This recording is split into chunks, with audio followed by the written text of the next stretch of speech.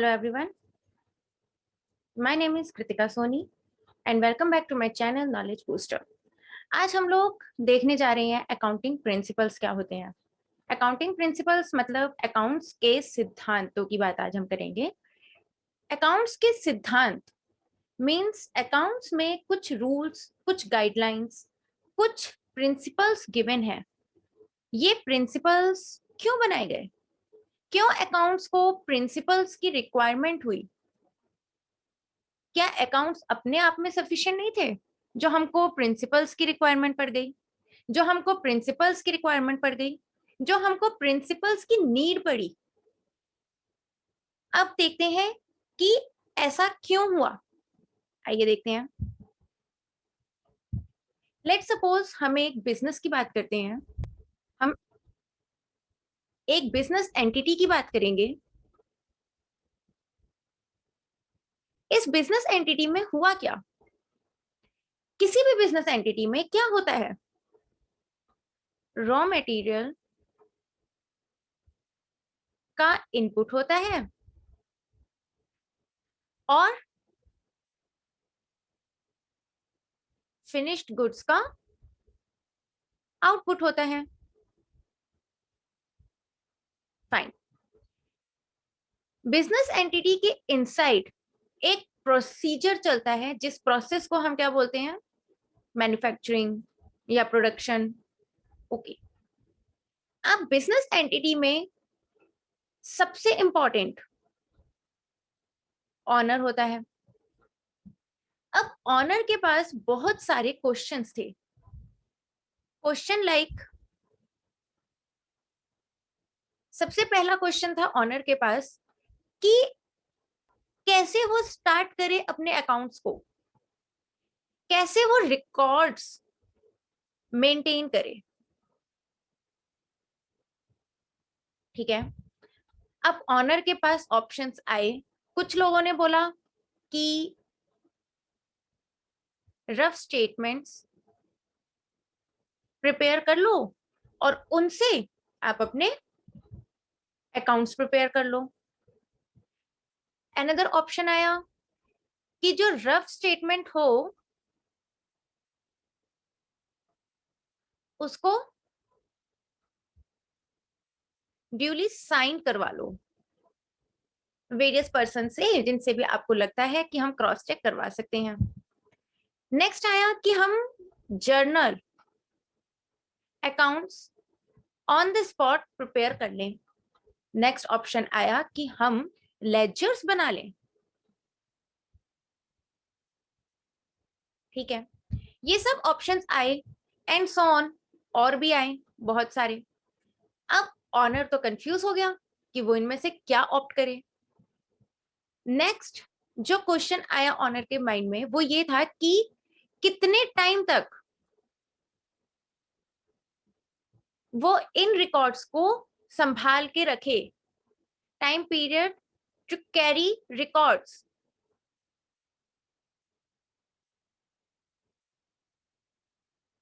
अब एक और क्वेश्चन आया, अभी आंसर्स नहीं मिल रहे पर क्वेश्चंस आ रहे हैं। एक और क्वेश्चन आया कि ठीक है, टाइम पीरियड हमको पता लग जाना चाहिए, बट क्या ये जो भी स्टेटमेंट है क्या ये हमको कहीं से अटेस्ट भी करवानी पड़ेंगी? क्या ये हमको लॉफुली मेंटेन करनी पड़ेंगी या ये हमारी पर्सनल स्टेटमेंट्स हैं? मींस कि क्या ये ऑडिट में काम आएंगी? क्या इन रिकॉर्ड्स की भी ऑडिटिंग होती है? अब ये भी नहीं पता था ऑनर को।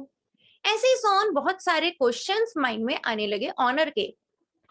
तो ऑनर ने कहा कि ठीक है, ऑनर यहां से चला और पहुंच गया एक प्रोफेशनल के पास। वो सीए हो सकता है, सीएमए हो सकता है।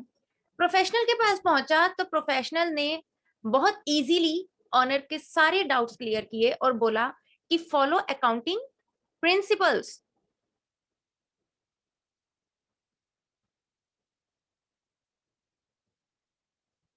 अकाउंटिंग प्रिंसिपल्स में एक्चुअली आपके सारे क्वेश्चंस के आंसर्स हैं।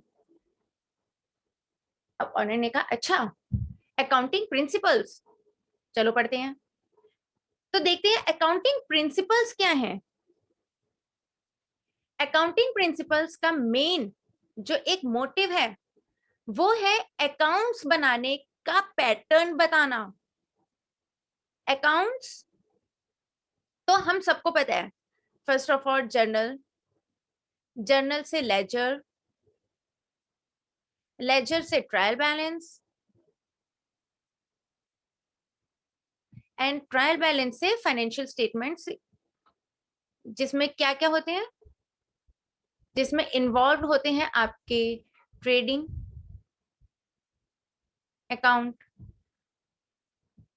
Profit and loss account,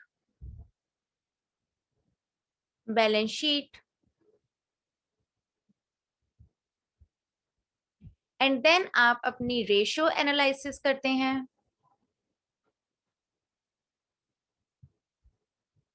and so on. इतना तो प्रोसीजर हम सबको पता है, फाइन। अब अकाउंट्स में ये पूरे प्रोसीजर के अलावा भी क्या क्या जरूरी है, वो जरूरी है आपके वो क्वेश्चंस के आंसर देना जो आप अकाउंट्स प्रिपेयर करते वक्त माइंड में नहीं रखते।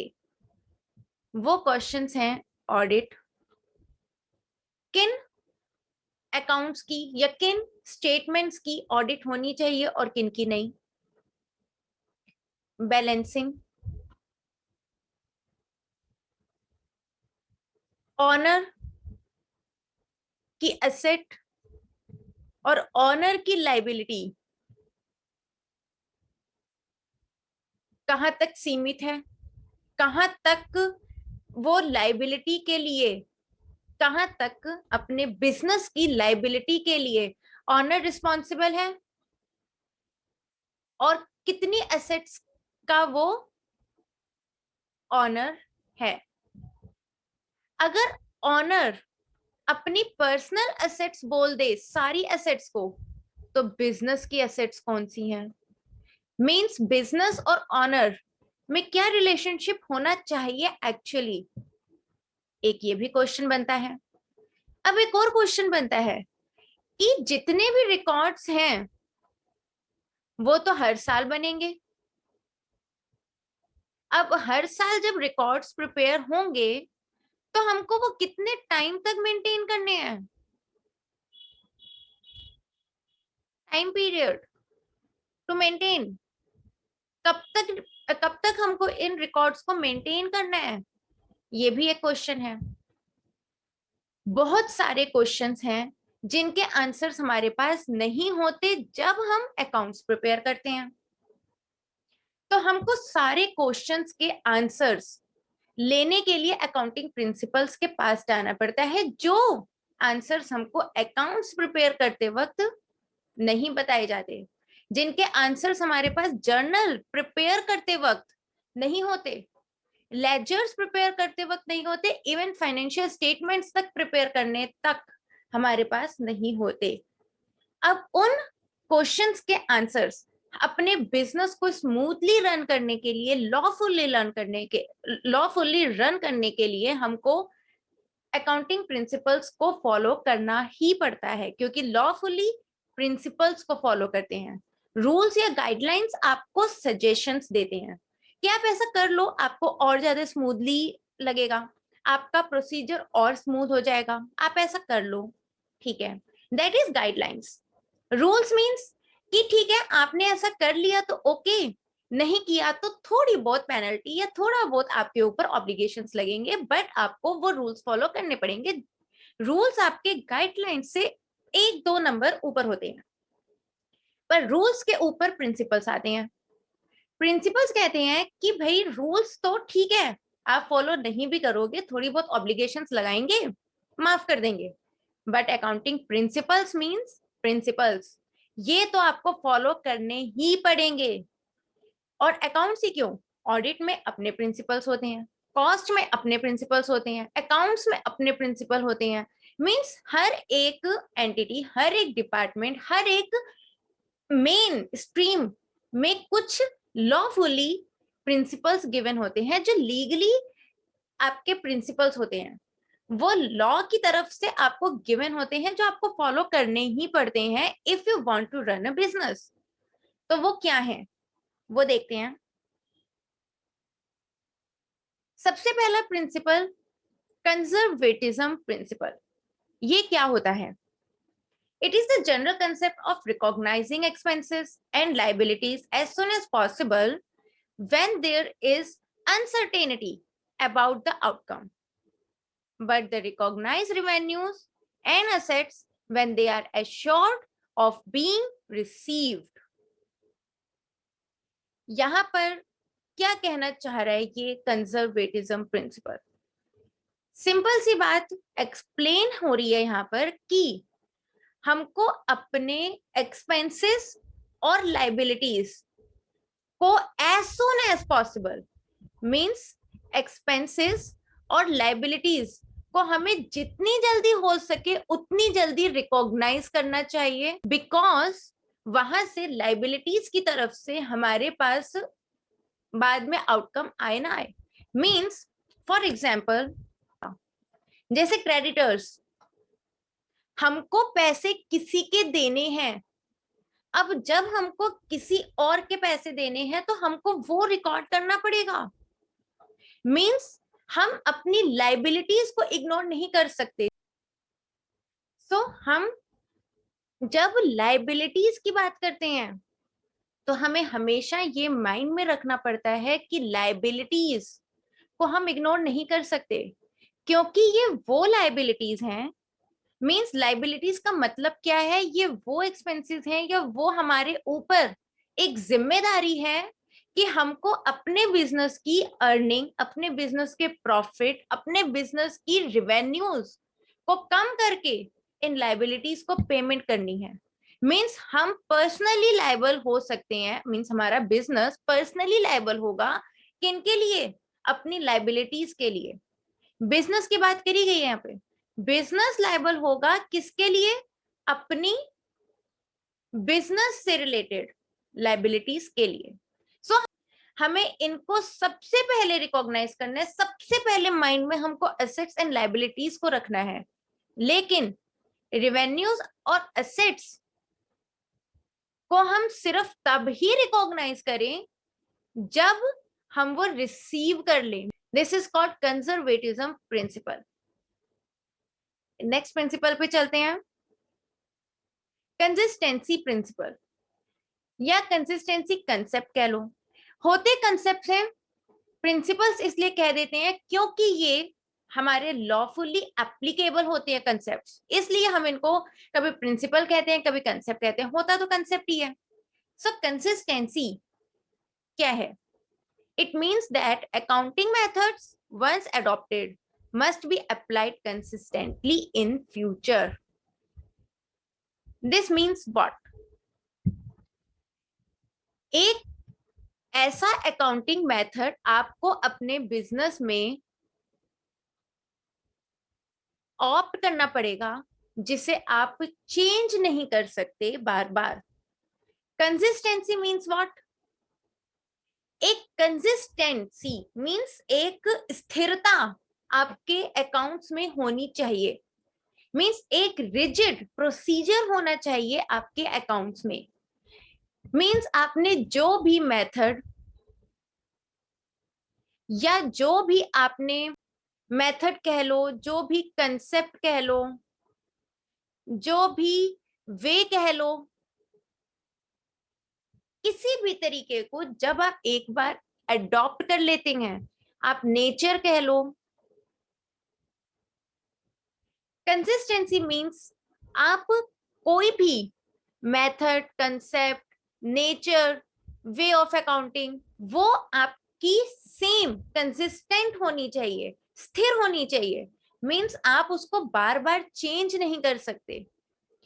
अगर आपने एक अकाउंटिंग पीरियड में,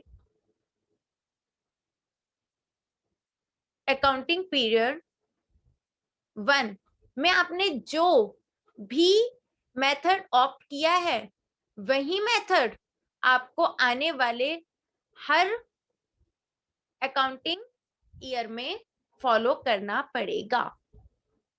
ये कहता है कंसिस्टेंसी कंसेप्ट। इसका यूज क्या है, क्यों कंसिस्टेंसी कंसेप्ट आया हमारे प्रिंसिपल्स में?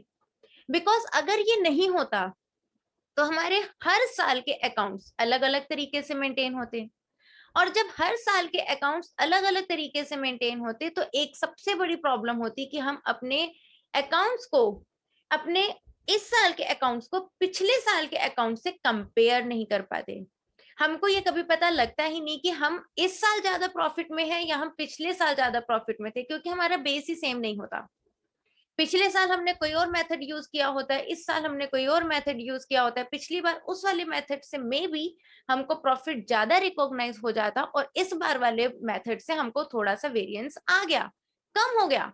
तो हमको तो यही लगता है हमारे जो प्रॉफिट है वो तो कम हो गया, हमको लगता है कि हमारा प्रॉफिट कम हो गया, पर हमारा प्रॉफिट एक्चुअल में कम क्या पता ना होता, क्योंकि हमारा प्रॉफिट वेरिएशन किस वजह से आया है, क्योंकि हमारा अकाउंटिंग मेथड चेंज हुआ है। सो चेंज की वजह से क्या होगा, चेंज की वजह से हम अपने अकाउंट्स को अपने प्रीवियस ईयर के अकाउंट से कभी भी कंपेयर नहीं कर पाएंगे, मैच नहीं कर पाएंगे, और ये देख नहीं पाएंगे कि हम एक्चुअल इस साल हमारा प्रॉफिट इंक्रीज हुआ है या डिक्रीज हुआ है, हमने अच्छा बिजनेस किया है कि हमने बुरा बिजनेस करा है, हमने इनकम अर्न करी भी है या नहीं।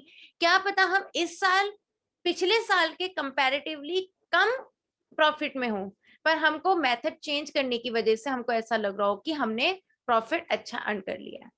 सो ये एक रीजन है कंसिस्टेंसी कंसेप्ट का।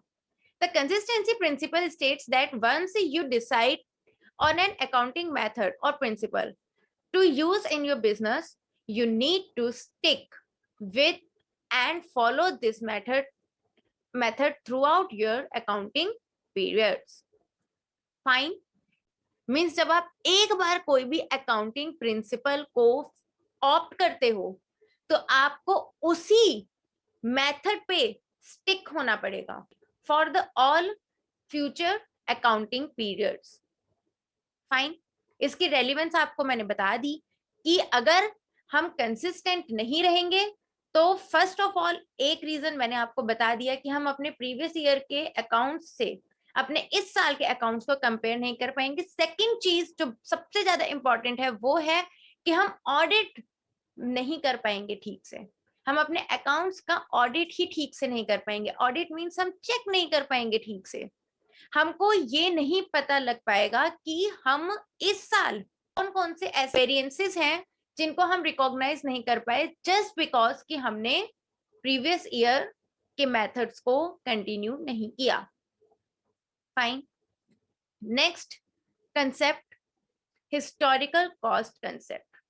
ये कंसेप्ट क्या कहता है, आपको पता ही लग रहा है नाम से, historical cost means based on the actual cost, the original cost, the historical cost. ये कंसेप्ट क्या कहता है, a business should record their assets, liabilities and equity at the original cost at which they were bought or sold. means ये historical cost concept आपका कहता है कि business में, कोई भी बिजनेस जब अपने असेट्स को, लाइबिलिटीज को या इक्विटी को जब रिकॉर्ड करता है तो उसको रिकॉर्डिंग में कौन सी कॉस्ट यूज करनी है, वो है ओरिजिनल कॉस्ट। हम कई बार ऐसा होता है कि हमको नहीं पता लग पाता, जब हम अपनी असेट्स को, लाइबिलिटीज को रीवैल्यूएशन करते हैं तो कई बार हमको वेरिएशंस आ जाते हैं कि हमने जब वो परचेज करा था तो हमारा जब सपोज 10 रुपीज की कॉस्ट आ रही थी और आज की डेट में सेम असेट की कॉस्ट 25 है, तो अब हम क्या करें, 25 से रिकॉर्ड करें या 10 से रिकॉर्ड करें? बट हमारा हिस्टोरिकल कॉस्ट कंसेप्ट कहता है सब भूल जाओ, सिर्फ ओरिजिनल कॉस्ट देखो, जो आपकी जब आपने परचेज किया था तब जो कॉस्ट थी वही कॉस्ट आपकी रिकॉर्ड होगी आपके अकाउंट्स में। मींस अब हमारे एग्जाम्पल के अकॉर्डिंग हम कौन सी कॉस्ट रिकॉर्ड करेंगे, ₹10। फाइन, क्योंकि हिस्टोरिकल कॉस्ट कंसेप्ट इसलिए यूज होता है, इसका लॉजिक क्या है? इसका एक बहुत अच्छा लॉजिक है, वो ये है कि हमारे फ्यूचर में वेरिएशंस तो आते ही रहेंगे। हमारे फ्यूचर वेरिएंसेस हमारे टाइम के अकॉर्डिंग, जो हमारा मनी की valuation just because of indexation बढ़ती रहती है या कभी कभी घट भी जाती है, जनरली बढ़ती है, या हमारे कुछ एसेट्स होती हैं जो अगर मार्केट में कभी महंगी हो गई, कभी सस्ती हो गई, डिमांड ज्यादा हो गई तो महंगी हो गई, डिमांड कम हो गई सस्ती हो गई। अब ये वेरिएशंस आउटसाइड द बिजनेस चलते ही रहेंगे। ये वेरिएशंस हमारे अपने कंट्रोल में है ही नहीं। ये तो पूरे इंडिया के साथ या पूरे वर्ल्ड के साथ या जिस भी एरिया में आप अपने अकाउंट्स को प्रिपेयर कर रहे हो उस एरिया के अकॉर्डिंग ये वेरिएशंस होते ही रहेंगे। ये आउटसाइड द बिजनेस है, ये किसी के कंट्रोल में नहीं है। अब अगर ऐसा होता है तो क्या हम बार बार अपने अकाउंट्स के रिकॉर्ड्स को चेंज करते रहेंगे? क्या हम बार बार अपने अकाउंट्स के रिकॉर्ड्स को बैठकर सिर्फ एडिट ही करते रहेंगे कि पहले हमने 10 रुपीज की कॉस्ट रिकॉर्ड करी थी, आज 25 हो गई है, कल 20 हो गई थी, अब परसों हमको दिख रहा है कि ये 15 हो जाएगी, तो अब हम क्या करें? नो। हिस्टोरिकल कॉस्ट कंसेप्ट कहता है आपने जिस दिन परचेज किया ना, आप उस दिन की कॉस्ट लो। और उसका एक सबसे अच्छा रीजन ये है कि आपकी जेब से तो जितने पैसे गए हैं आपके लिए, तो वही एक्चुअल में परचेज कॉस्ट है, वही एक्चुअल में एसेट की कॉस्ट है। जितना आपने बियर करा है, जितनी कॉस्ट आपने बियर करी है किसी भी एसेट को परचेज करने के लिए, एक्चुअल में आपके लिए वही कॉस्ट रेलिवेंट है। आपके लिए मार्केट में जो भी वेरिएशंस आ रहे हैं वो आपके लिए रेलिवेंट नहीं है एक्चुअल में। वो जो वेरिएशंस आ रहे हैं उनको उनके बेस्ड पर आपने परचेज नहीं किया ना। आपकी जेब से ₹10 गए हैं, बाद में ₹25 अगर हो भी गए तो व्हाट अ बिग डील। आपकी जेब से ₹10 गए मींस दैट्स इट। आपने वही रिकॉर्ड करना है, आप डे टू डे अपने रिकॉर्ड्स को चेंज नहीं कर सकते। अब जब आप परचेज्ड गुड्स को जब आप सेल करोगे तो जो आप वेरिएशन देखोगे कि प्रॉफिट हुआ कि लॉस हुआ, वो भी आप ₹10 से ही कंपेयर करोगे। आप अगर उस टाइम पर उस पर्टिकुलर एसेट की कॉस्ट में वेरिएशंस आ गए, लेट सपोज कि वो एसेट जब आपने परचेज करी थी ₹10 की थी, जब आपने सेल करी तो आपने ₹30 की सेल करी, बट आपके कॉम्पिटिटर्स सेम एसेट को ₹25 में परचेज कर रहे हैं, तो आप क्या कहोगे? अब हम 25 लें, 10 लें, 30 पर सेल कर रहे हैं तो हम 30 को किससे कंपेयर करें? नो, आपकी जेब से परचेज के टाइम पर जितने पैसे गए उतने ही पैसों पर आपने अपनी एसेट को रिकॉर्ड करना है और उसी से आपने अपना प्रॉफिट या लॉस फाइंड करना है। फाइन। द रियल वैल्यू में change over time, example depreciation of assets, inflation, but this is not reflected for reporting purpose. Fine. Means अब क्या होगा, जब आप ओवर द टाइम कुछ टाइम पीरियड तक जब आप किसी भी एसेट को यूज करोगे, यूज के साथ साथ वो कुछ अपने आप को डेप्रिशिएट करती रहेगी, कुछ अपनी वैल्यू को डेप्रिशिएट करती रहेगी। तो कभी तो एसेट डेप्रिशिएट करेगी, हो सकता है कि कुछ ऐसी एसेट है जो टाइम के साथ साथ अपने आप को इन्फ्लेट कर ले। बट क्या हम अब डेप्रिशिएट होने की और इन्फ्लेट होने की अब हम इन इस वेरिएशन को भी रिकॉर्ड करेंगे? हम रिकॉर्ड करेंगे, बट हम हर रिकॉर्डिंग को कंपेयर किससे करेंगे? अपनी ओरिजिनल कॉस्ट से। और रिपोर्टिंग के पर्पस पर हम अपनी रियल वैल्यू को ही रिपोर्ट करेंगे। मींस अगर कोई भी हमसे पूछे कि इस एसेट की परचेज कॉस्ट क्या है, तो हम डेप्रिशिएशन को माइनस करके उनको एसेट की वैल्यू नहीं बताएंगे। Purchase cost means the value for which we purchase the asset, वो वैल्यू जिस वैल्यू पर हमने एसेट को परचेज किया। फाइन। नेक्स्ट कंसेप्ट पे चलते हैं, इकोनॉमिक एंटिटी प्रिंसिपल और सेपरेट एंटिटी कंसेप्ट। दोनों ही नाम इस प्रिंसिपल के हैं। ज्यादातर most commonly separate entity principle ही आपका सुनने में आता है, बिकॉज ये इजी लगता है बच्चों को याद करने के लिए। Separate entity concept, separate means अलग, एंटिटी मीन्स एक एंटिटी जैसे बिजनेस एंटिटी होती है। अब ये होता क्या है देखते हैं। The transaction of a business should be kept and treated separately. The transaction of a business should be kept and treated separately to that of its owners and other businesses. This means owner of business and business itself are treated separately. क्या बोला? इस एक particular explanation में क्या explain किया गया है actually मैं आप लोगों को बताती हूँ। हमारा एक बिजनेस है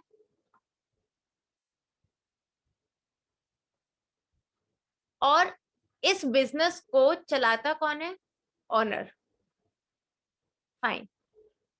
हमारा ये कंसेप्ट एक सीधी बात कहता है कि आपका बिजनेस अब एक आर्टिफिशियल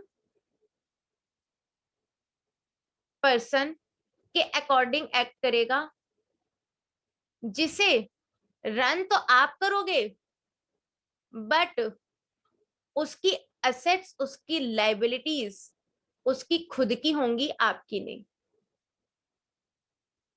फाइन। मीन्स अब हम यहाँ पर एक्चुअली कर क्या रहे हैं, एक्चुअली समझ क्या रहे हैं? हम यहाँ पर समझ ये रहे हैं कि ऑनर, सिर्फ ऑनर की रेलिवेंस इतनी है कि ऑनर अपने एसेट्स को और अपनी लाइबिलिटीज को जब बिजनेस एंटिटी में ले आया तो उसकी ऑनरशिप और उसकी रिस्पॉन्सिबिलिटी खत्म। मीन्स अब एसेट्स पे उसकी ऑनरशिप खत्म, लाइबिलिटीज पे उसकी रिस्पॉन्सिबिलिटी खत्म। अब क्या ऐसा 100% खत्म हो जाता है? होगा तो कभी भी नहीं, क्योंकि ऑनर ने अगर कोई एसेट परचेज करी है तो ऑनरशिप तो उसी की रहेगी, बट अब बुक्स ऑफ अकाउंट्स में ये एसेट ऑनर की ना होके बिजनेस की कहलाई जाएगी, और लाइबिलिटीज अगर बिजनेस के नाम से है तो ऑनर की ना होके बिजनेस की कहलाई जाएगी। इस कंसेप्ट का रेलिवेंस क्या है? इस कंसेप्ट का रेलिवेंस सिंपल इतना है कि जब हम बिजनेस को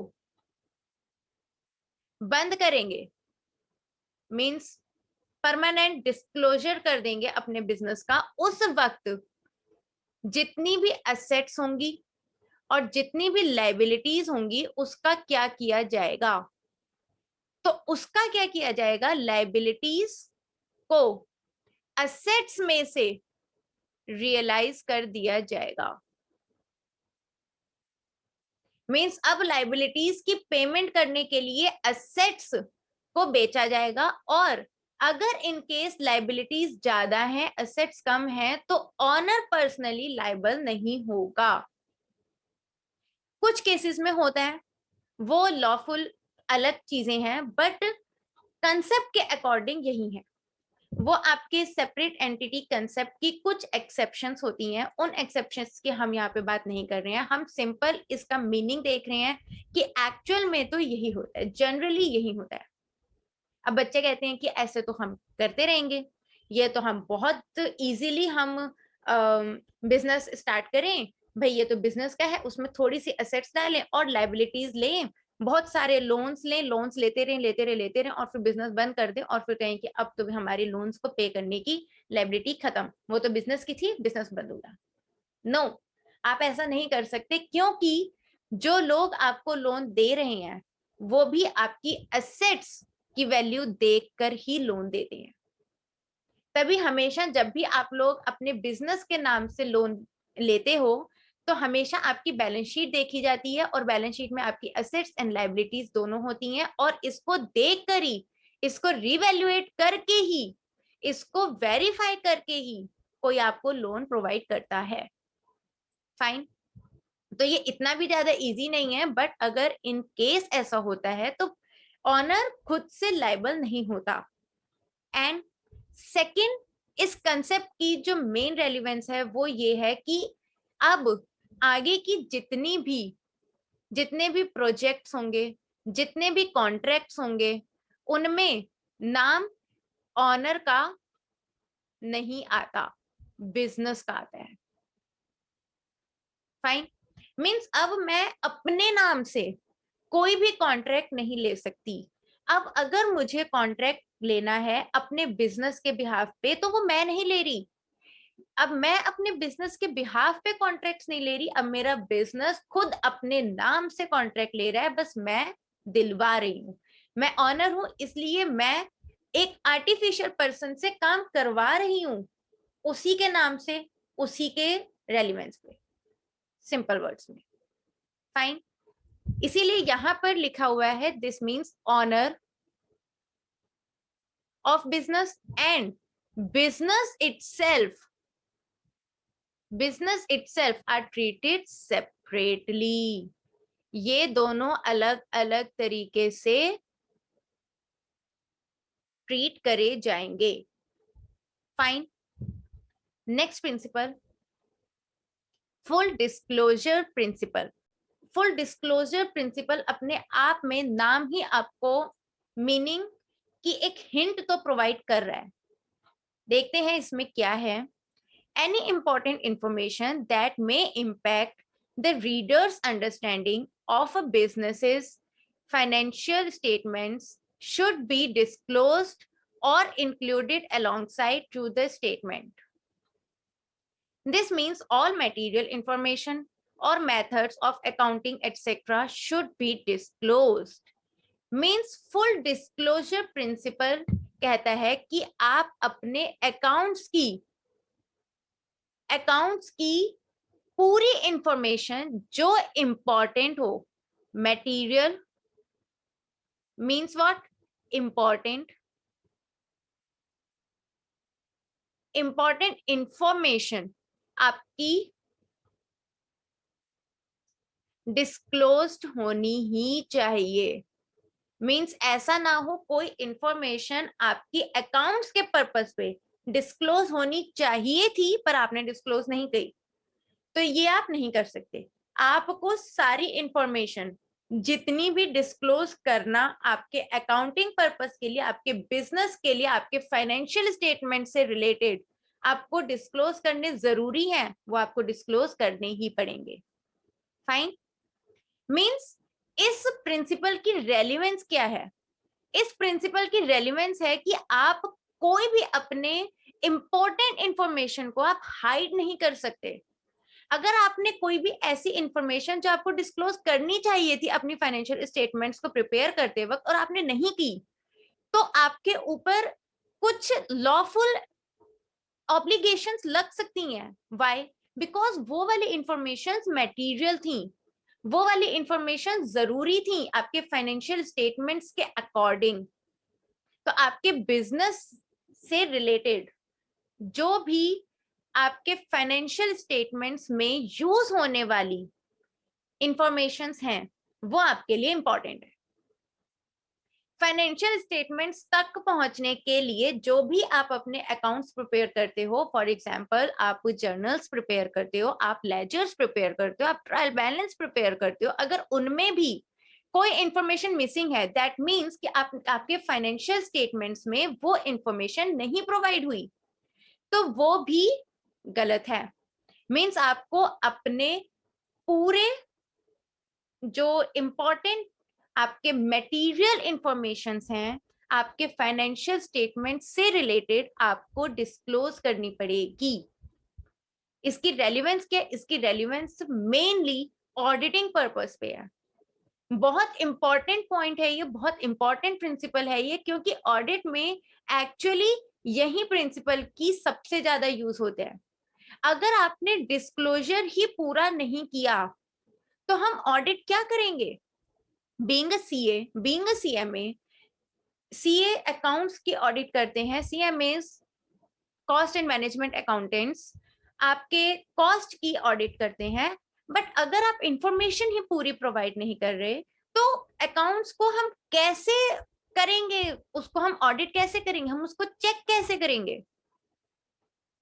तो चेक करने के लिए हमारे पास पूरी इंफॉर्मेशन होनी चाहिए। एंड एक्चुअली जो सीए ऑडिट करते हैं, ऑडिट करने के दौरान जब वो चेक करते हैं अकाउंट्स को, उस दौरान भी सीए करते क्या हैं, वो मेनली यही चेक करते हैं कि आपने फाइनेंशियल स्टेटमेंट्स में जो इंफॉर्मेशन प्रोवाइड करी है क्या वो एक्चुअल इंफॉर्मेशन है, क्या आपने कोई मटेरियल इंफॉर्मेशन हाइड तो नहीं कर ली, वो मेन यही देखते हैं। फाइन। हर एक प्रिंसिपल के रेलिवेंस को जरूर देखो क्योंकि रेलिवेंस सबसे ज्यादा इंपॉर्टेंट है। नेक्स्ट पे चलते हैं, going concern concept. Going concern concept, बच्चों को जनरली ऐसा लगता है कि हम बिजनेस को कहीं पर शिफ्ट करने की अब बात करेंगे। नो, हम बिजनेस को कहीं शिफ्ट करने की बात नहीं करेंगे। Let's see the concept that assumes a business will continue to exist and operate in the foreseeable future and not liquidate. This allows a business to defer some prepaid expenses accrued to future accounting periods rather than recognize them all at once. Fine. Going concern concept क्या कहता है? Going concern concept कहता है कि हम business को सिर्फ एक पीरियड तक सीमित नहीं रखेंगे, हम इसको पीरियड वाइज पीरियड चलाते ही जाएंगे। Means what? हम कोई भी बिजनेस इस एजम्पशन पे नहीं चलाते या इस एजम्पशन पे नहीं स्टार्ट करते कि हमने आज ये बिजनेस करा कल बंद कर देंगे। हम इस एजम्पशन पर कभी बिजनेस रन करते ही नहीं, हम कभी बिजनेस ओपन ही नहीं करते हैं। अगर कुछ बिजनेसेस होते हैं जो शॉर्ट टाइम पीरियड के लिए होते हैं, उनको हम कॉन्ट्रैक्ट्स कहते हैं, बिजनेस नहीं कहते। मींस अगर आप कोई भी बिजनेस रन कर रहे हो तो वो पीरियड बाय पीरियड चलता ही जाएगा, इस एजम्पशन पर ही बेस्ड आप अपना बिजनेस ओपन कर सकते हो। अगर आप कोई ऐसा बिजनेस ओपन कर रहे हो जो आप एक शॉर्ट पीरियड ऑफ टाइम के लिए ओपन कर रहे हो, तो वो आपका बिजनेस नहीं है, वो आपका कॉन्ट्रैक्ट है। फाइन।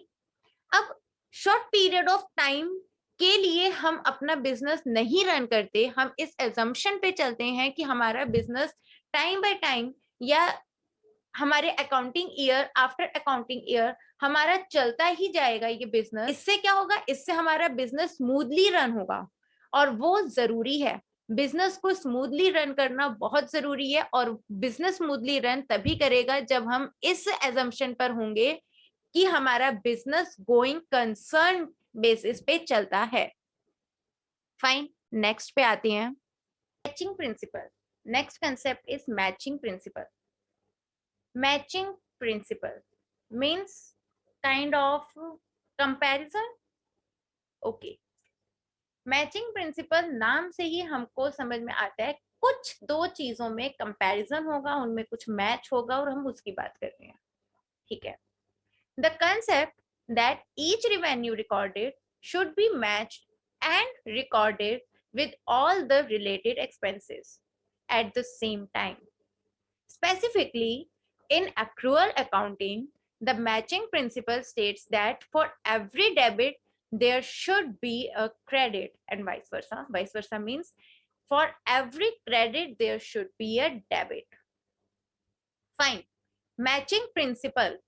मैचिंग प्रिंसिपल कहता है कि जब भी हम कोई रिवेन्यू रिकॉर्ड करते हैं, उस पर बेस्ड हमारा जो एक्सपेंस है वो भी हमको रिकॉर्ड करना चाहिए और ये दोनों मैच होने चाहिए, मींस इक्वल होने चाहिए। यू नो, जब भी हम लोग जर्नल्स प्रिपेयर करते हैं, लेजर्स प्रिपेयर करते हैं, always we have to keep debit is equal to credit. Means हम हमेशा जर्नल्स को और लेजर्स को या कोई भी अकाउंट्स को प्रिपेयर जब भी करते हैं तो हम हमेशा डेबिट को क्रेडिट के इक्वल करते रहते हैं। इक्वल क्यों करते हैं? क्योंकि जब भी हम कोई भी रेवेन्यू रिकॉर्ड करते हैं उस पर बेस्ड एक एक्सपेंस या एक अपोजिट ट्रांजैक्शन जरूर होती है।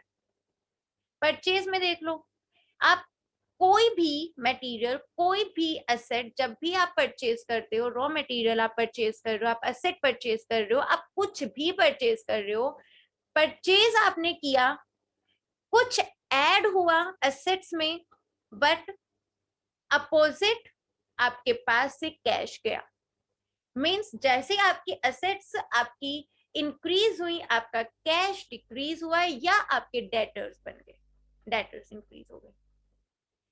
मींस आपने किया क्या? आपने दोनों साइड रिकॉर्ड करी है और वो रिकॉर्डिंग जरूरी है, वो रिकॉर्ड आपको करना ही पड़ेगा। और मैच मींस व्हाट, कि आपको अपने रिवेन्यूज और एक्सपेंसेस को पूरी तरह से इक्वल करके चलना पड़ेगा। रेलिवेंस क्या है इस प्रिंसिपल की? इस प्रिंसिपल की रेलिवेंस सिंपल ये है कि अगर आपके रिवेन्यूज और एक्सपेंसेस आपस में मैच होते गए तो आपको बहुत ज्यादा जरूरत नहीं पड़ेगी अपने अकाउंट्स को चेक करने की आफ्टर प्रिपेयरिंग फाइनेंशियल स्टेटमेंट्स। जब आप फाइनल अकाउंट्स प्रिपेयर करोगे, जब आप फाइनल अकाउंट्स को प्रिपेयर करने के बाद जब आप उसको मैच करोगे बैलेंस शीट को, और फिर जब आप अपने आप रेशियो एनालिसिस पर जाओगे तो आपको इतना ज्यादा सोचना नहीं पड़ेगा, इतना ज्यादा आपको फाइंड नहीं करनी पड़ेंगी अपनी गलतियां, क्योंकि आप बहुत छोटे लेवल से ही अपने आप को मैच करते हुए चल रहे हो, आप अपने अकाउंट्स को मैच करते हुए चल रहे हो। और अगर आपके अकाउंट्स स्टार्टिंग से ही मैच्ड होते हुए चल रहे हैं तो गलती होने के चांसेस कम है और आपके अकाउंटिंग रेशियोज के वेरिएशंस के भी चांसेस कम हैं। मींस आप एक छोटे लेवल पर ही आप अपने अकाउंट्स को मैच करते हुए चल रहे हो, आप उनको चेक करते हुए चल रहे हो। मैच मींस व्हाट, आप चेक करते हुए चल रहे हो कि वो इक्वल है कि नहीं, आपने रिकॉर्डिंग ठीक करी कि नहीं करी। अगर आपने रिकॉर्डिंग ठीक कही है तो आपको पता होगा हर एक ट्रांजैक्शन, कोई भी ट्रांजैक्शन हो, हर एक ट्रांजैक्शन अगर उसमें रिवेन्यू है तो उसमें एक्सपेंसेस भी हैं, अगर उसमें एक्सपेंसेस हैं तो उसमें रिवेन्यू भी है, अगर उसमें लाइबिलिटीज हैं तो उसमें एसेट्स भी हैं। फाइन। Next, materiality principle. सबसे पहले मैं क्लियर कर दूं, materiality means material, material means importance, relevant, relevant चीज, इंपॉर्टेंट थिंग को हम मटेरियलिटी प्रिंसिपल बोलते हैं। मींस यहाँ पर कुछ इंपॉर्टेंट, कुछ बहुत ही ज्यादा रेलिवेंट चीज की बात है। अब देखते हैं कि मटेरियलिटी प्रिंसिपल मींस कुछ इंपॉर्टेंस, किसी मटेरियल इंफॉर्मेशन, मटेरियल थिंग पर बेस्ड ये प्रिंसिपल है। Fine. An item is considered material if it would affect or influence the decision of a reasonable individual reading the company's financial statements. This concept states that accounts must be sure to include and report all material items in the financial statements. Material means कुछ important। अब important क्या? कोई भी ऐसी item material हो सकती है जिसमें क्या हो, इट वुड अफेक्ट, जो अफेक्ट करे या इन्फ्लुएंस करे डिसीजन को। किसके डिसीजन को? जो भी हमारे फाइनेंशियल स्टेटमेंट्स को रीड कर रहा है। मींस सिंपल भाषा में अगर मैं आपको समझाऊं, फाइनेंशियल स्टेटमेंट्स को जब भी कोई रीड करता है तो उसको वो समझ में आती है।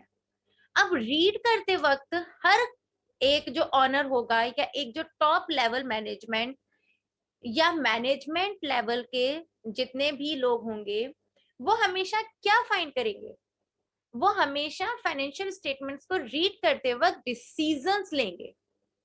They always go with decisions. क्या हम न्यू डिसीजन लें, क्या हम न्यू प्लानिंग करें जिससे कि फ्यूचर में और ज्यादा हम प्रॉफिट अर्न करें। Mainly business is only based only mean for profit.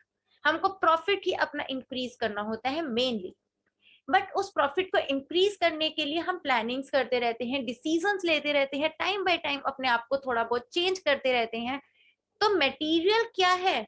Material वो इंफॉर्मेशन है जिससे हमारा डिसीजन इन्फ्लुएंस हो जाएगा, जिससे हमारे डिसीजन पे इफेक्ट पड़ेगा। मींस एक पहले भी हमने प्रिंसिपल पढ़ा था जिसमें हम मटेरियल इंफॉर्मेशन को शो करने की बात कर रहे थे कि हमको शो करनी पड़ेगी, हमको हर एक मटेरियल इंफॉर्मेशन शो करनी पड़ेगी, रिकॉर्ड करनी पड़ेगी। बट यहाँ पर हम रिकॉर्डिंग की बात नहीं कर रहे हैं, हम यहाँ पर कह रहे हैं मटेरियल ही क्या है।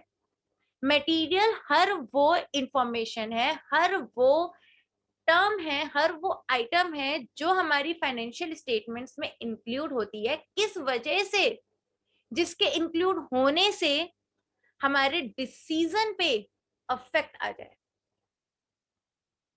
फाइन।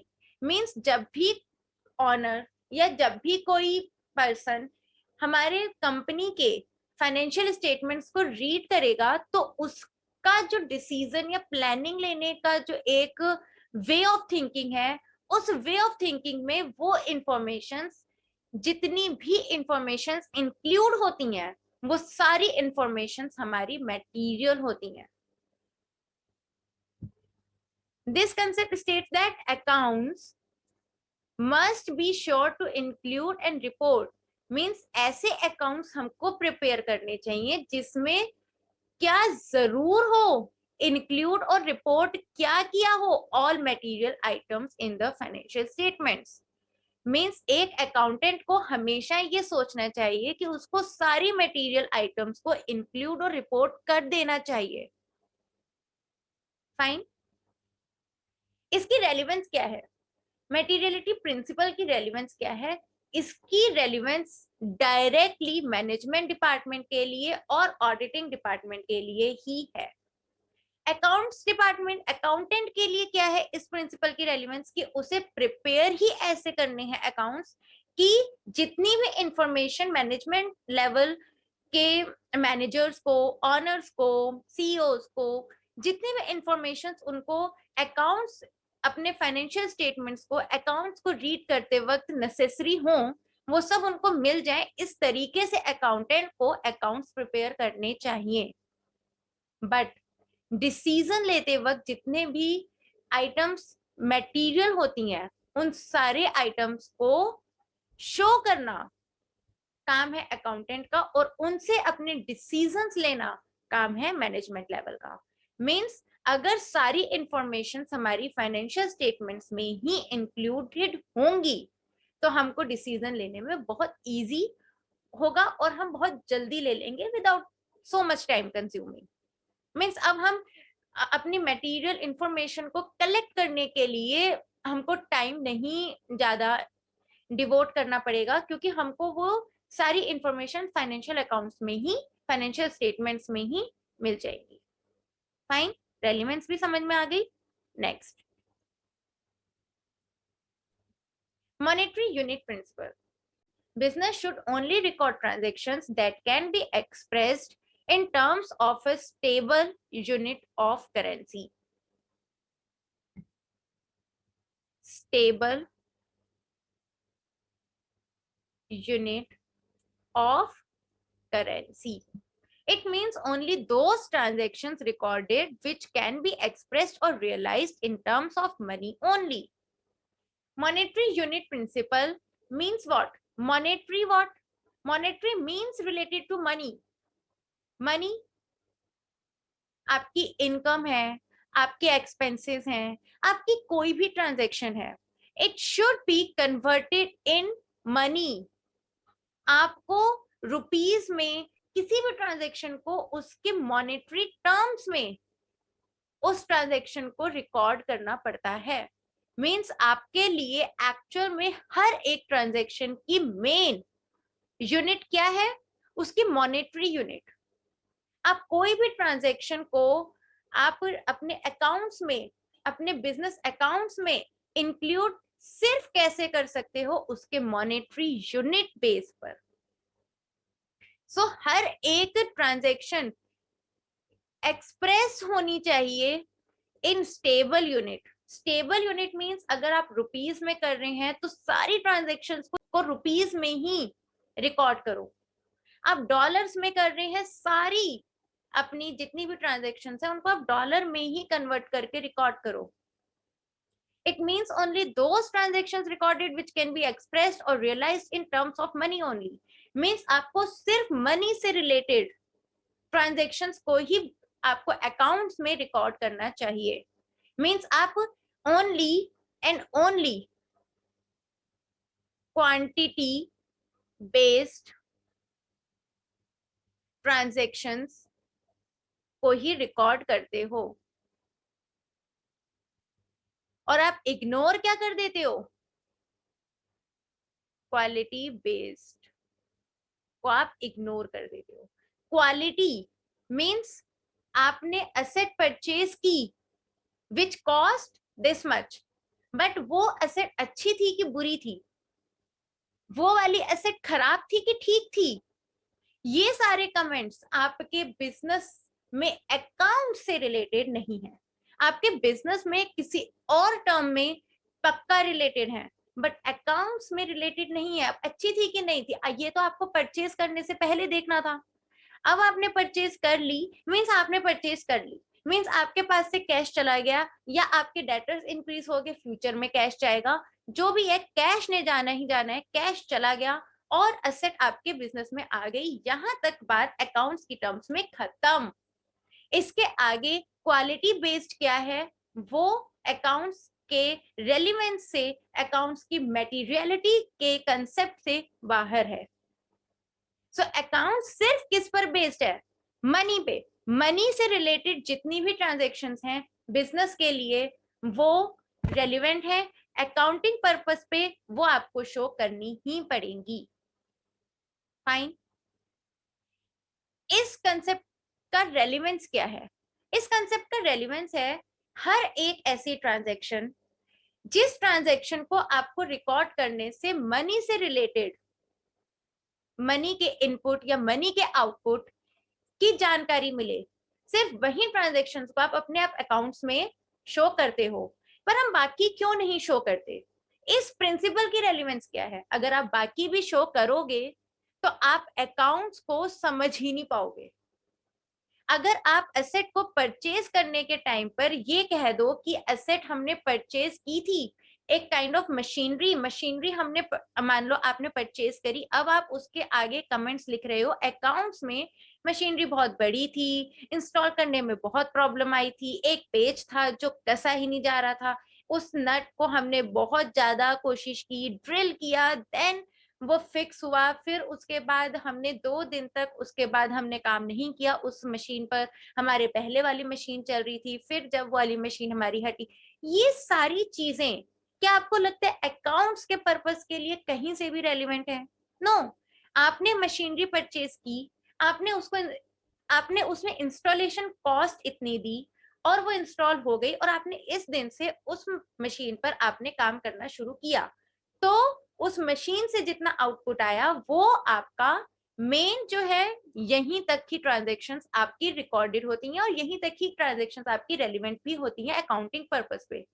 परचेज प्राइस होगी, इंस्टॉलेशन कॉस्ट होगी, और भी कुछ अगर डैमेजेस हैं वो कॉस्ट आपकी रिकॉर्ड होगी, बट आपकी बाकी सारी ट्रांजैक्शंस नहीं रिकॉर्ड होंगी। इररेलेवेंट है वो अकाउंट्स के लिए, बट बिजनेस के लिए इररेलेवेंट नहीं है। अगर बिजनेस में ऐसा लग रहा है कि किसी मशीन को हमने परचेज कर लिया बट उसकी इंस्टॉलेशन में बहुत टाइम लग रहा है, बहुत मुश्किल से वो इंस्टॉल हो रही है, तो बिजनेस नेक्स्ट टाइम किसी और मशीनरी को परचेज करना पसंद करेगा जिसकी इंस्टॉलेशन में इजी हो, जिसकी जिसकी इंस्टॉलेशन में इतनी दिक्कत ना आए और वो सेम आउटपुट दे। मीन्स काम बिल्कुल सेम करे लेकिन इंस्टॉल भी आराम से हो जाए। अब बिजनेस उस तरफ जाएगा, वो बिजनेस के अदर डिपार्टमेंट्स की बात है, वो अदर डिपार्टमेंट्स के लिए वो भी इंफॉर्मेशन मटेरियल है, बट अकाउंट्स के पर्पस पे वो इंफॉर्मेशन मटेरियल नहीं है। Fine. Next, reliability principle. Reliability principle. The reliability principle is used as a guideline in determining which financial information should be presented in the accounts of a business. It includes the name of method used for depreciation or should mention the accounting policy which used, etc. Reliability principle means हम यहाँ पर reliable हैं कुछ terms के लिए. वो terms क्या हैं? जो हमने गाइडलाइंस फॉलो की हैं, वो गाइडलाइंस हमको फाइनेंशियल इंफॉर्मेशन में प्रेजेंट करनी पड़ेंगी. मींस ऐसा नहीं है कि आपको सिर्फ अकाउंट्स ही प्रिपेयर करने हैं.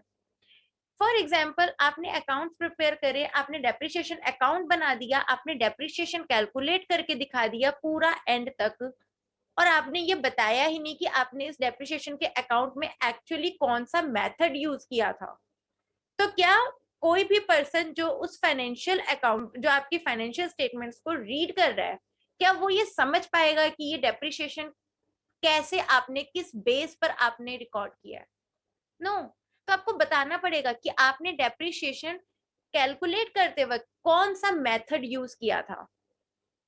आपने जब रॉ मटेरियल को आपने यूज किया अपने प्रोडक्शन में, तो आप अगर नहीं बताते कि आपने कौन सा एक मेथड यूज किया है, फीफो, लीफो, हीफो, आप कुछ नहीं बताते हो, आप जस्ट लेते हो रॉ मटेरियल अपने ही किसी कंसेप्ट के अकॉर्डिंग आप लेते हो. फॉर एग्जांपल, आप फीफो यूज करके आप रॉ मटेरियल ले रहे हो, बट आप मेंशन नहीं कर रहे. तो जो भी पर्सन उस मटेरियल के इनपुट और आउटपुट को चेक कर रहा होगा, वो समझ ही नहीं पाएगा.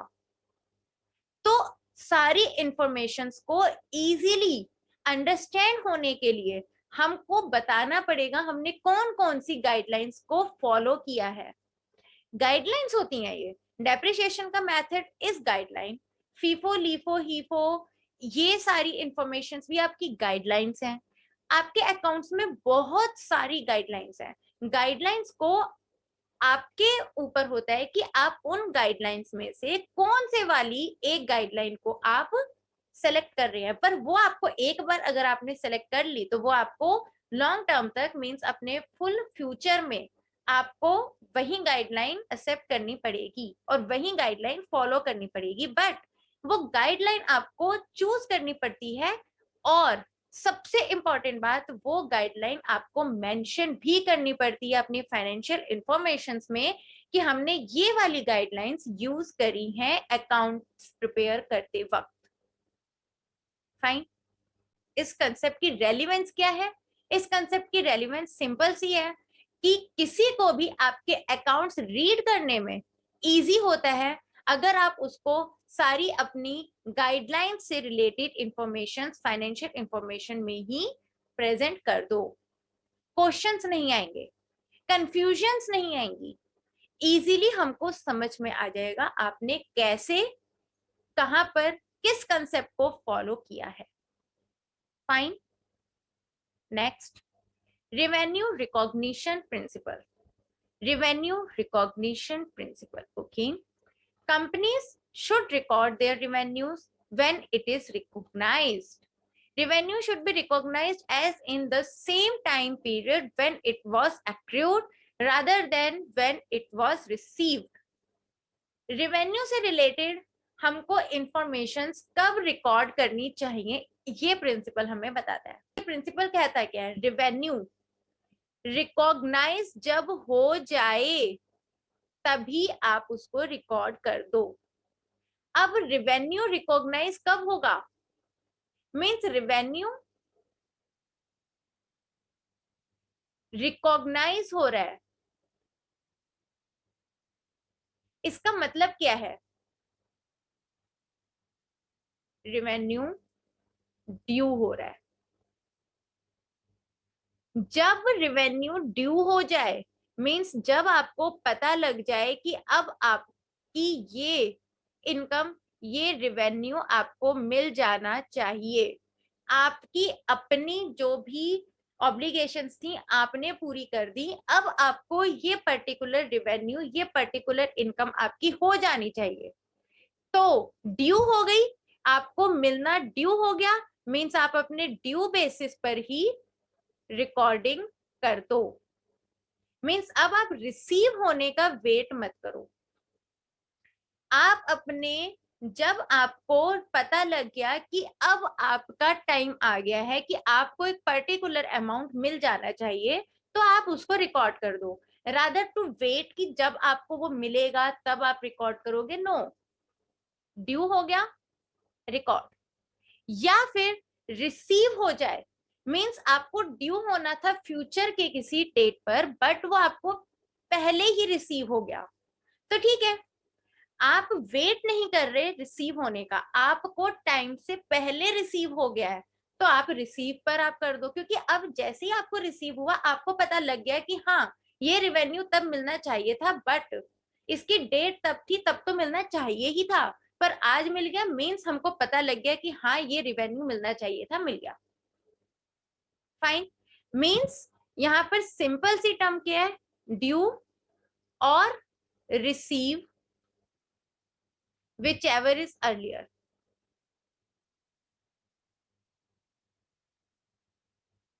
ठीक है, ड्यू और रिसीव में से जो भी पहले होता है उस टाइम पर आप अपने रिवेन्यूज को रिकॉर्ड कर दो। इस प्रिंसिपल की रेलिवेंस क्या है? इस प्रिंसिपल की रेलिवेंस सिंपल सी है कि जैसे ही आपको पता लगता है कि आपका रिवेन्यू होने वाला है या हो गया है, आप उसको रिकॉर्ड कर देते हो। इससे आपकी एसेट्स की वैल्यूएशन बढ़ती है, आपकी एसेट्स में अच्छा आपका एक रिकॉर्डिंग आती है, और आपके जो भी एक्सपेंसेस हैं वो होते हैं। मींस यहाँ पर रिवेन्यू से रिलेटेड आपकी कंफ्यूजन नहीं रहती। अगर आप रिसीव के बेसिस पर जाओ, आपको रिसीव फ्यूचर में कब हो रहा है कब नहीं हो रहा, no, not go for that. Actual में जब ड्यू होना चाहिए, मींस आपको ये वाला अमाउंट मिल जाना चाहिए, तो मिल जाना चाहिए मींस आप रिकॉर्ड कर दो, तो आप ले तो लोगे। तो अब हम वेट करें मिलने का और तब हम लोग रिकॉर्ड करें, मींस कंफ्यूजन है।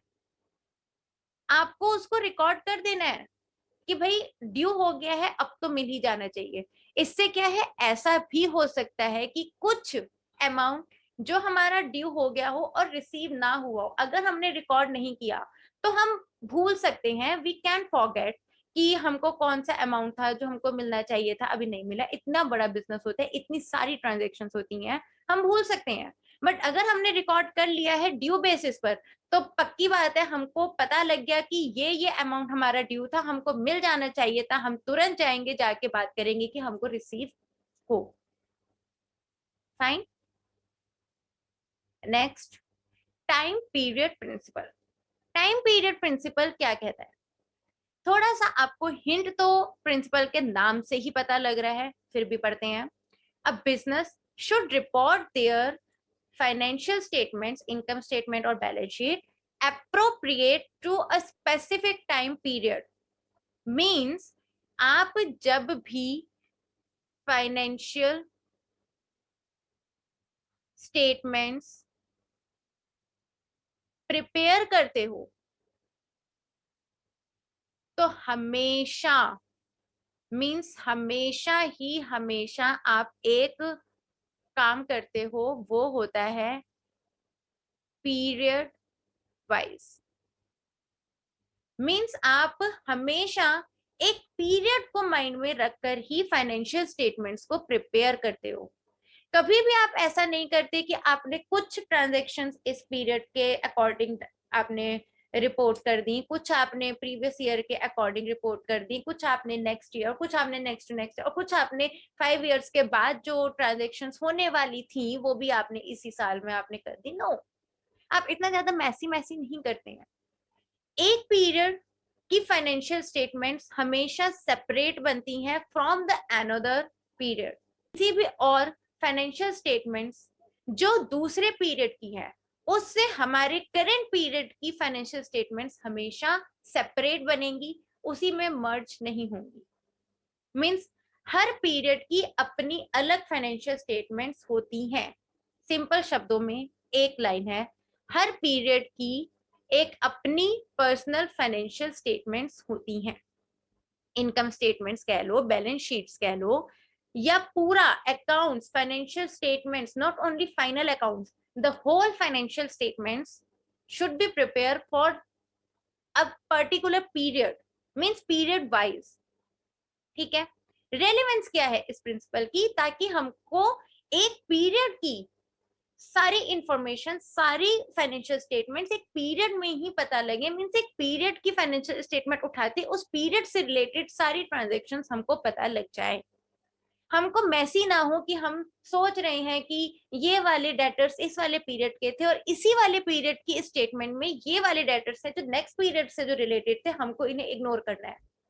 तो हमको इतना ज्यादा रीड करने में, इतना ज्यादा हमको एफर्ट्स ना देने पड़े, हमको इजीली समझ में आ जाए, ठीक है ये वाले पीरियड की स्टेटमेंट्स उठाते हैं, हमको इस पीरियड से ही रिलेटेड सारी मटेरियल इंफॉर्मेशन मिल जाएंगी, इस पीरियड से रिलेटेड, इस पीरियड की फाइनेंशियल स्टेटमेंट्स में ही। फाइन। सो अगर मैं समरी बनाऊं, अकाउंटिंग प्रिंसिपल्स की समरी बनाऊं, तो मैं क्या कहूंगी? बहुत इजीली मैं समरी बनाऊंगी। अकाउंटिंग प्रिंसिपल्स अकाउंटिंग एजम्पशंस पर बेस्ड होता है, कुछ अकाउंटिंग कंसेप्ट्स पर बेस्ड होते हैं और कुछ अकाउंटिंग कॉन्स्ट्रेंट्स होते हैं। अकाउंटिंग एजम्पशंस में आपके 4 प्रिंसिपल्स इंक्लूडेड हैं। Money unit, money unit means monetary principle, economic entity, separate entity principle, going concern principle and time period principles. Means ये हमारी एजम्पशन बेस्ड प्रिंसिपल्स हैं। मींस ये वाली एजम्पशंस हमको माइंड में रखनी ही पड़ेंगी, क्योंकि ये प्रिंसिपल में एजम्पशंस इंक्लूडेड है, तो हम इन एजम्पशंस को इग्नोर नहीं कर सकते। हमको इन एजम्पशंस को माइंड में रखकर ही हमको अकाउंट्स प्रिपेयर करने हैं। कुछ कंसेप्ट्स हैं, ये 4 कंसेप्ट्स हैं। इन 4 कंसेप्ट्स में क्या है, ये एजम्पशंस नहीं है, ये आपको एक्चुअल में बताया हुआ है कि आपको ये कंसेप्ट्स यूज करने हैं अपने अकाउंट्स को प्रिपेयर करते वक्त। मींस रिवेन्यूज को आपको कब रिकॉर्ड करना है, आपको रिवेन्यू रिकॉग्निशन कंसेप्ट बताता है। मैचिंग प्रिंसिपल भी आपको यही बताता है कि आपको अकाउंट्स प्रिपेयर करने किस तरह है, आपको कैसे कैसे मैच करना है, आपको मैच किन 2 चीजों को करना है, डेबिट एंड क्रेडिट को ही आपको मैच करना है। आपको वो भी बताता कौन है? अकाउंटिंग कंसेप्ट का मैचिंग प्रिंसिपल। फुल डिस्क्लोजर होना चाहिए, हिस्टोरिकल कॉस्ट होनी चाहिए। मींस ये सारे कंसेप्ट हमको बताते हैं कि हमको अकाउंट्स प्रिपेयर करते वक्त किन किन चीजों का ध्यान रखना चाहिए। मींस अकाउंट्स प्रिपेयर करने से पहले हमको ये एजम्पशंस माइंड में रखनी है, करते वक्त हमको ये कंसेप्ट्स को माइंड में रखना है।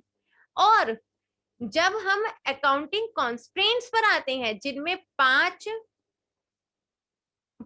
प्रिंसिपल्स इन्वॉल्व है, materiality, conservatism, consistency, cost benefit, objectivity, ये सारे प्रिंसिपल्स की जब हम बात करते हैं, मींस अब हम डिसीजन से रिलेटेड प्रिंसिपल्स की बात कर रहे हैं। मींस जब हम अकाउंट्स प्रिपेयर कर रहे हैं और जब हमको लग रहा है कि हम लोग ठीक से प्रिपेयर करते चले जा रहे हैं, तब हमको जो चेक पॉइंट्स लगाने हैं, जो हमको चेक करना है अपने अकाउंट्स को, अकाउंटिंग प्रिंसिपल्स हैं, अकाउंटिंग कॉन्स्ट्रेंट्स, कि इन प्रिंसिपल्स को साथ में लेकर ही हमको अकाउंट्स प्रिपेयर करने हैं। मींस मटेरियल इंफॉर्मेशन को हमको साथ में लेकर ही अकाउंटिंग प्रिंसिपल्स को मेंटेन करना है।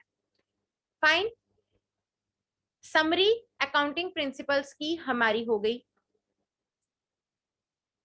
सो a big thanks for watching my video. पसंद आई हो तो लाइक एंड शेयर करें, सब्सक्राइब अगर अभी तक नहीं किया है तो जरूर करें। एंड वन मोर थिंग, अगर आप लोगों को ऐसा लगता है कि ये सारे नोट्स आपको चाहिए, तो ये सारे नोट्स मैं अवेलेबल करवा देती हूँ। मैं आपको टेलीग्राम चैनल पर, आप मेरे को सब्सक्राइब कर सकते हो, टेलीग्राम चैनल पर मैं आपको सारे नोट्स प्रोवाइड कर दूंगी ऑन योर डिमांड। बट आप लोग चाहो तो मेरी जो सारी वीडियो है, इस पूरी होल वीडियो में आपको हर हर स्लाइड पर जितनी भी इंफॉर्मेशन है वो फुल इंफॉर्मेशन है, आप उसका स्क्रीनशॉट्स भी ले सकते हो। सो कोई अलग से मटेरियल नहीं है। जो मेरे शॉर्ट टॉपिक्स हैं, इनमें मैं अलग से कोई मटेरियल नहीं ले रही हूँ। जो मेरे लॉन्ग टॉपिक्स होते हैं, मीन्स जिसमें मैं पूरे पूरे चैप्टर्स कवर करती हूँ, उनमें मेरे मटेरियल्स होंगे, इनमें मेरा कोई मटेरियल नहीं है। इनमें जस्ट आप स्क्रीनशॉट्स लेते जाओ और अपना कंसेप्ट समझते जाओ। ओके, सो बाय।